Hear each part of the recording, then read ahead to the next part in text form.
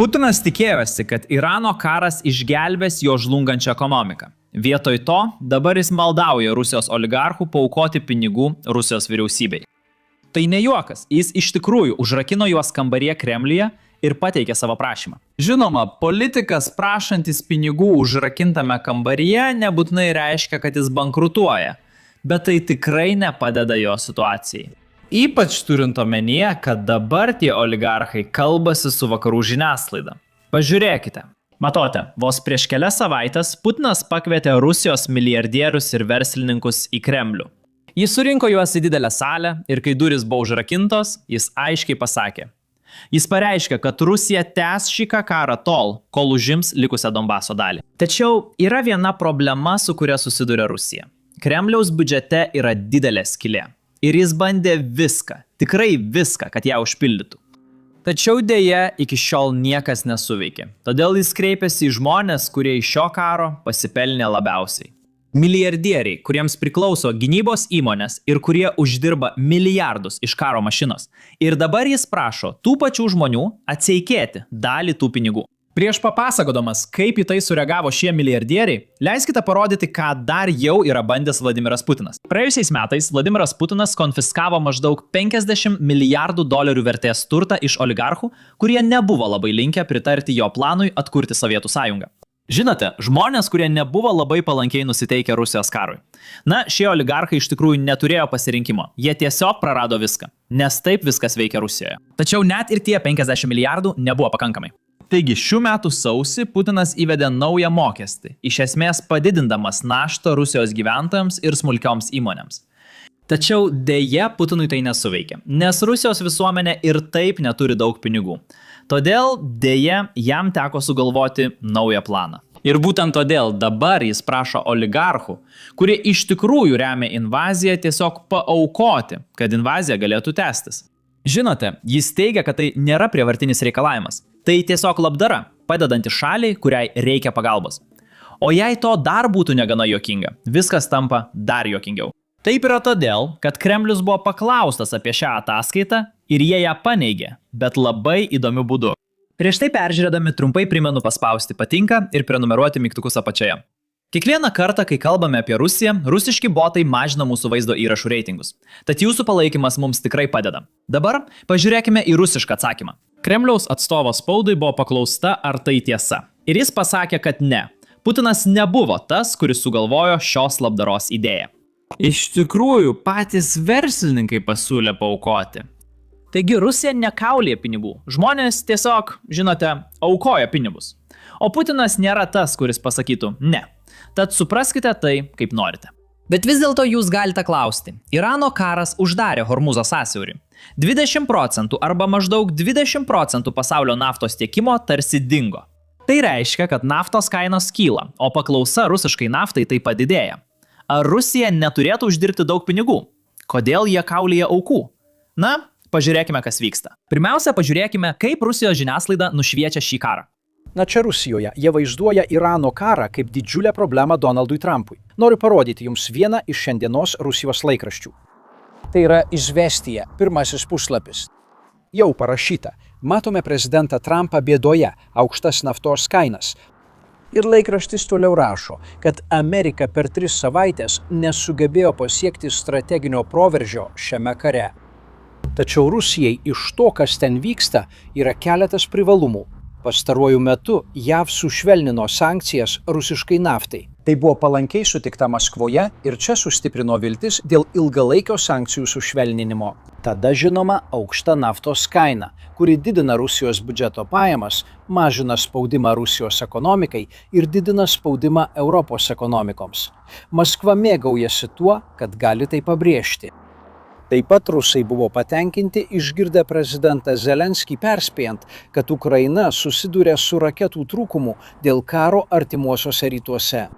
Jie taip pat buvo patenkinti išgirdę prezidentą Trumpą, kuris neseniai kalbėdamas apie NATO kalbėjo taip karčiai. Akivaizdu, kad jis buvo nusiminęs dėl to, jog NATO sąjungininkai atsisakė siųsti karinius laivus į Hormuzo sąsiaurį. Anksčiau kalbėjau apie naftos kainą, kuri yra naudinga Rusijai. Tačiau yra dar vienas dalykas. Užsitęsęs konfliktas Persijos įlankoje, artimuosiuose rytuose ir ilgalaikis itin aukštų naftos kainų laikotarpis galėtų sukelti pasaulinę recesiją. Ir tai reikštų, kad Rusijos naftos paklausa sumažėtų. Ir tai būtų bloga žinia Rusijos ekonomikai. Dabar Rusijos žiniasklaida tikrai vaizduoja karą kaip teigiamą dalyką Rusijos ekonomikai. Ir tam tikrais atžvilgiais jie iš tikrųjų yra teisūs.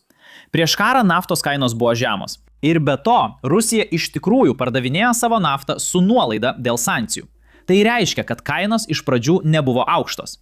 Ir Rusija iš tikrųjų uždirbdavo mažiau nei esant žemoms kainoms. Tačiau dabar kainos yra aukštos. Ir be to, Rusija iš tikrųjų sugeba parduoti savo naftą už didesnę kainą. Taigi, jie gauna dvigubą naudą.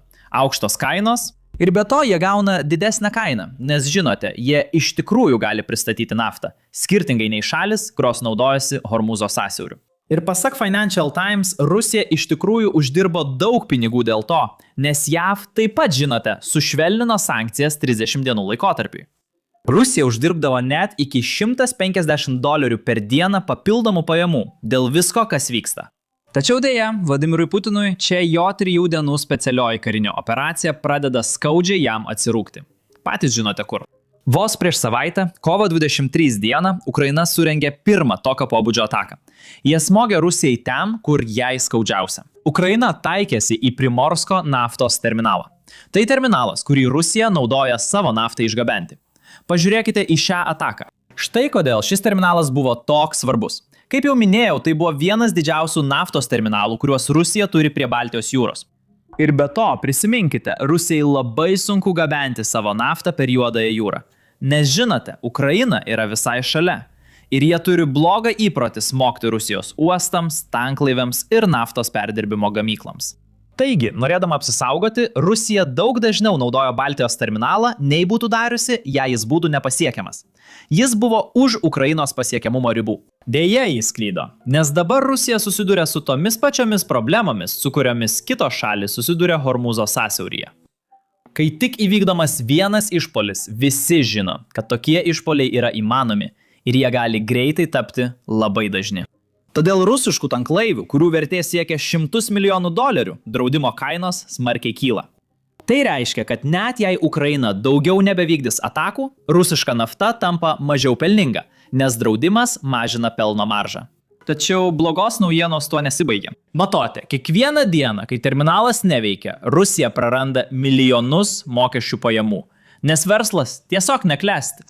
Kai viskas dega, labai sunku tai išsiųsti. Be viso to, šių terminalų, naftos perdirbimo gamyklų ir naftos tanklaivių, arba sakyčiau, naftos sandėlių remontas tampa vis sudėtingesnis.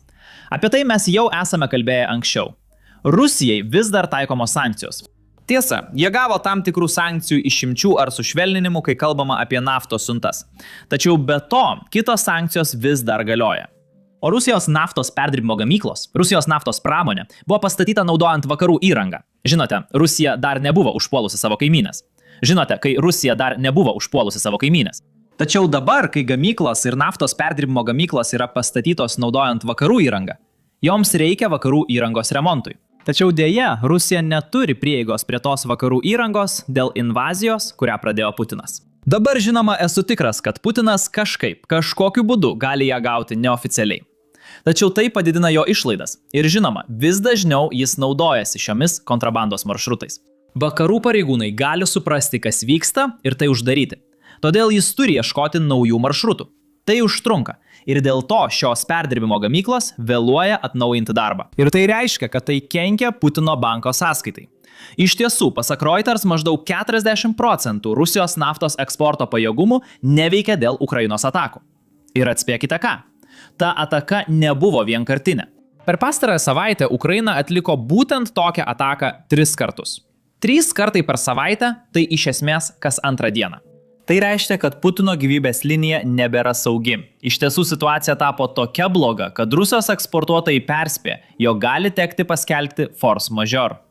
Iš esmės tai būdas atsisakyti jau pasirašytos sutarties, nes jie mano, kad dronų atakos daro neįmanomų krovinių išgabenimą iš Baltijos uostų. Ir be to, pati Rusijos vyriausybė uždraudė benzino eksportą iš Rusijos dėl Ukrainos atakų prieš naftos perdirbimo gamyklas. Nedaug Rusijos naftos perdirbimo gamyklų veikia. Tai reiškia, kad šios gamyklos negali perdirbti žalios naftos ir paversti jos benzinu.